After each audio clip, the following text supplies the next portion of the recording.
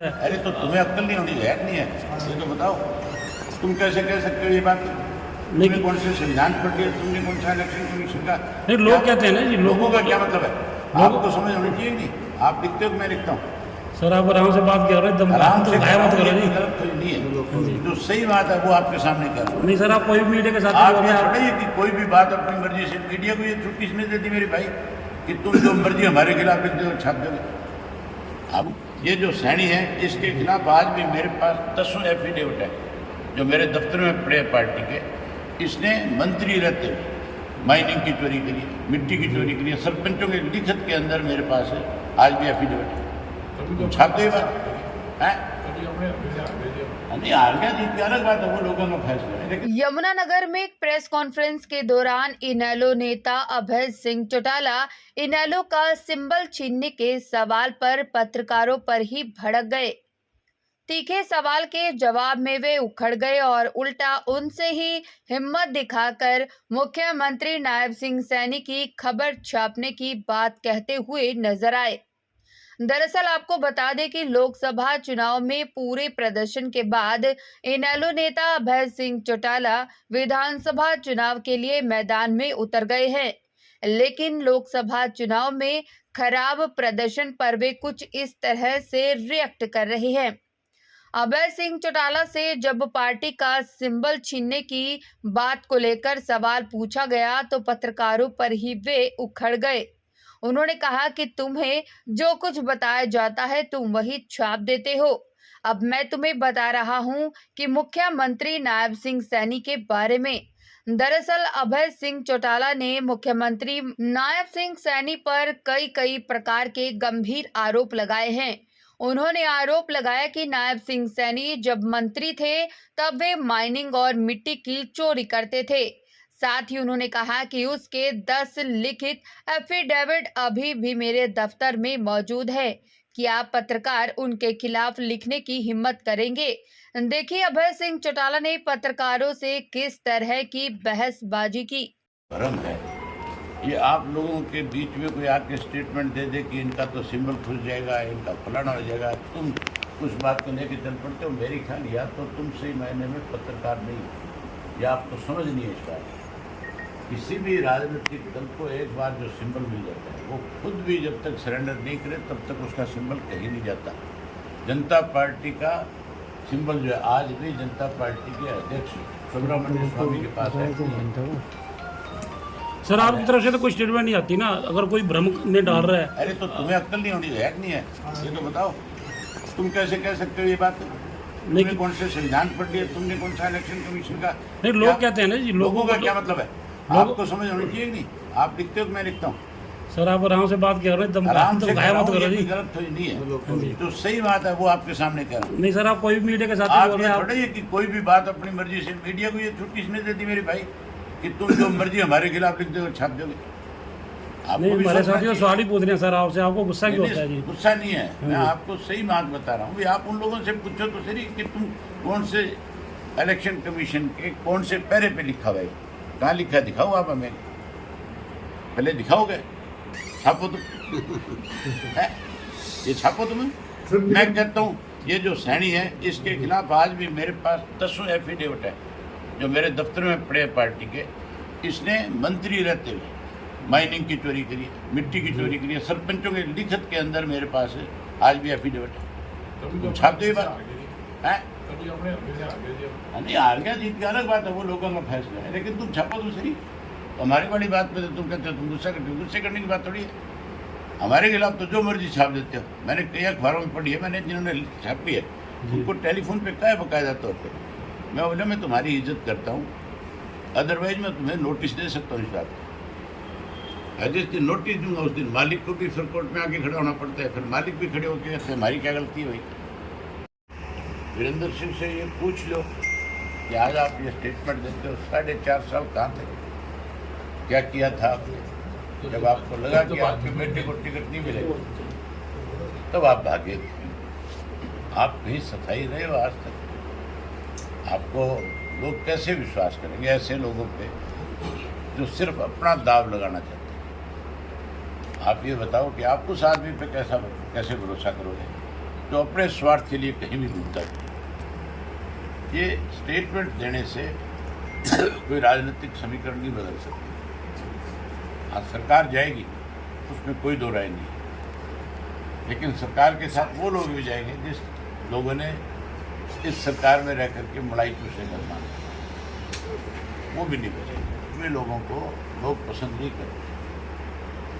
मान के चलो नई जनरेशन जो है बहुत समझदार है, वो सोच समझ करके अपना वोट करते हैं। सर अभी आप चुनाव लड़ेंगे, हमारे साथ 10-12 अलग अलग दल है जो हमारे साथ जुड़ेंगे और हम मिलकर सर आते थे। भाजपा नहीं बनाते थे। भाजपा ने कभी सरकार बनाई, उसका हिस्सा इंडियन नेशनल लोकदल पार्टी नहीं है। हमने जब सरकार बनाई तो भाजपा हमारा हिस्सा रही। जिस दिन भाजपा सत्ता में आ रही थी उस दिन भाजपा के सामने लड़ने वाली पार्टी सिर्फ इंडियन नेशनल लोकदल पार्टी थी। कांग्रेस तो तीसरे नंबर पे थी। लेकिन सर समय बड़ा बलवान होता है। इंडियन नेशनल लोकदल के कहा करते थे कि ताऊ देवीलाल की फौज कभी बैरकों में नहीं जाती। इस बार नहीं सर, हरियाणा में इस बार लोकसभा चुनावों में कई स्थानों पे पार्टी को बूथ वर्कर तक नहीं मिले जी। ये बात झंडे तक नहीं थे सर। सुन तो लेता हूँ जी, ये बिल्कुल ठीक है कि एजेंट नहीं होते। भाजपा के एजेंट कौन सी सारी जगह थे, जो सबसे बड़ा बूथ मैनेजमेंट की पार्टी मानी जाती है। कांग्रेस के सब जगह नहीं थी। ये जरूरी नहीं है कि हर बूथ के ऊपर आपका एजेंट आपको मिल जाएगा। आप जब गए होंगे उस वक्त हो सकता है वो खाना खाने गया होगा, कोई चाय पीने गया होगा, कोई पानी पीने गया होगा, लेकिन इंडियन नेशनल लोकदल पार्टी का कार्यकर्ता बैरक में नहीं गया, ना उसको कोई बैरक में भेज सकता। वोट कम हो सकता है हमारा, लेकिन कार्यकर्ताओं की ताकत और तादाद कम नहीं हो सकती।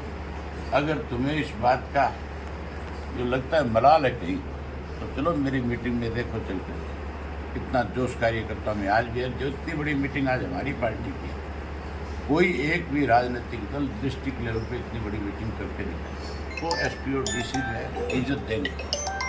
आप दूसरी पार्टी का नाम लेकर के किसी दफ्तर में पढ़ के तो दिखा दें मुझे।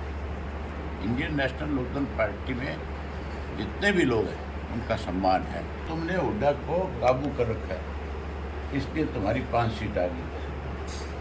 नहीं कि ना तो तू वो चेहरा जिसके नाम पे कहीं कोई वोट मिल जाएगा। और मनोहर लाल से तो लोग नाम से नफरत करते हैं। तुम लोग इस बात के गवाह हो बैठे हो। सारी प्रेस कम्युनिटी जो है इस सरकार से दुखी है। अगर आप लिखो नहीं वो एक अलग बात है, लेकिन हालात इस किस्म के है कि आप भी इनको जो है जब इकट्ठे बैठते हो तो मेरी ख्याल किसी और राजनीतिक दल का जिक्र करने की बजाय इनको गालियाँ देने में ज़्यादा विश्वास है। प्रदेश कार्यकारिणी के सदस्य युवा मोर्चा के हरविंदर शालू, जो आपके यमुनानगर के हैं, बहुत बढ़िया कार्यकर्ता भाजपा के हैं। इन्होंने भाजपा के लिए बहुत लंबे समय तक काम किया। हमारे साथी तो ये कह रहे थे कि हमारे लिए एक बूंद पानी नहीं देना चाहिए, बिल्कुल बंद कर देना चाहिए जब तक SYL का पानी हरियाणा को नहीं मिले। हमें पानी नहीं मिलता, हमें तकलीफ होगी कि नहीं होगी? हमारे जो किसान का पानी SYL का रोक रखा है, अगर वो पानी हमें नहीं दिया जा रहा, आज दिल्ली को पीने के पानी की तकलीफ हो रही है, किस तरह चिल्ला रहे हैं, किस तरह कोर्टों में जा रहे हैं, कैसे कोर्टों के आदेश आ रहे हैं। जो कोर्ट उनके लिए आदेश करिए, हमारे लिए भी करे ना, और फिर हमारे लिए भी डंडा चलाए पंजाब के ऊपर कि दो इनका पानी। तुम्हें लोगों को ये बात समझानी चाहिए कि ऐसे लोगों के साथ इसी तरह का व्यवहार हो जो पिछले हमारे साथ सन 1966 से कर रहे हैं। हमारा पानी 66 में बंटवारे में हमें मिला है, जो आज तक नहीं मिला। उस पानी का मुआवजा भी मिले। किसान की जितनी ज़मीन है, मैं तो ये कहता हूँ कि उसकी ज़मीन, जिसकी ज़मीन में वो पानी जा कर के लगना था, जिसकी ज़मीन गिरानी है आज, उस ज़मीन का मुआवजा भी लेना चाहिए सरकार को पंजाब से। और सर ये जो माफिया की बात की है कि हरियाणा का माफिया पानी लूट रहा है, क्या हरियाणा के लोगों को बदनाम किया जाए? कोई बदनाम करने की बात है, सिर्फ कोई माफिया नहीं है। अगर मुझे एक चीज़ बताओ, आपके शहर में सप्लाई नहीं आ रही पानी, नहर में पानी चल रहा है, अगर किसी ने कैंटर पानी का निकाल करके ला करके आपको पिला दिया, आप उसको माफिया कहो? वो कौन सा माफिया है? इसको आप माफिया कैसे कह सकते हो? आज गांव में, शहर के अंदर जगह जगह RO सेंटर बना रखे हैं लोगों ने। जी, वहाँ ट्यूबवेल का पानी लेते हैं, उसको आरओ में से निकाल करके लोगों को सप्लाई करके, क्या वो माफिया है? लोगों की डिमांड है, पूरी कर रहा है कोई एक आदमी। आप सरकार करें ना पूरा, सरकार वाटर वर्क्स के माध्यम से पानी दे, सबको पूरा पानी दे, तो क्यों कोई सप्लाई लेगा? आज आपके घर में आपको पानी की जरूरत पूरी नहीं होगी, तभी आप पानी बाहर से लेंगे ना। जी। क्या हम सारा दिन बोतलों वाला पानी पिएंगे? तो आम आदमी पार्टी के नेता हरियाणा के लोगों को माफिया कह रहे हैं। माफिया तो सरकार ने खड़ा कर दिया ये पानी की बोतलों की सप्लाई वाले, जबकि हमें स्वच्छ पानी पीने का जो है सरकार की तरफ से देना चाहिए, वो पूरा करना चाहिए।